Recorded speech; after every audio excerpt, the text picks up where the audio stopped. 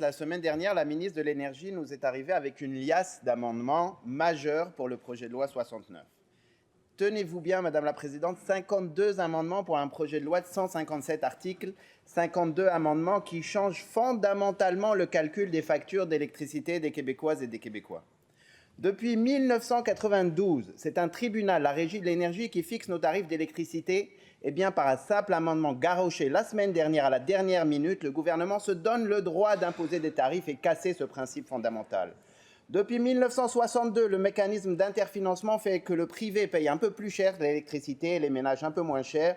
Eh bien, par un simple amendement garroché la semaine dernière à la dernière minute, le gouvernement se donne le droit de faire sauter le mécanisme. Ce gouvernement joue à l'apprenti sorcier avec Hydro-Québec et nos tarifs d'électricité. La ministre de l'Énergie doit s'engager à respecter un minimum de démocratie et de ne pas imposer un bâillon la semaine prochaine. Va-t-elle le faire? Donc, je rappelle en fait l'importance de ce projet de loi-là. C'est un projet qui nous permet de moderniser le cadre législatif qui sert le secteur énergétique. Ça fait longtemps qu'on n'a pas eu cette modernisation-là. On le sait, en matière d'énergie, ça a évolué considérablement, particulièrement en ce qui a trait aux sources d'énergie renouvelables. Alors, il est important que l'on intègre ces réalités-là dans l'encadrement du système énergétique. J'ai entendu aucun engagement de Madame la ministre.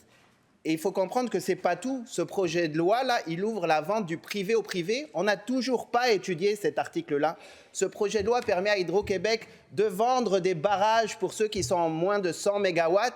Ce n'est pas 1 ou 2, c'est 9 barrages qui pourront être vendus demain. Ce gouvernement joue à l'apprenti sorcier avec Hydro-Québec et nos tarifs d'électricité. Il doit respecter la démocratie. Il doit s'engager à ne pas l'adopter par bâillon.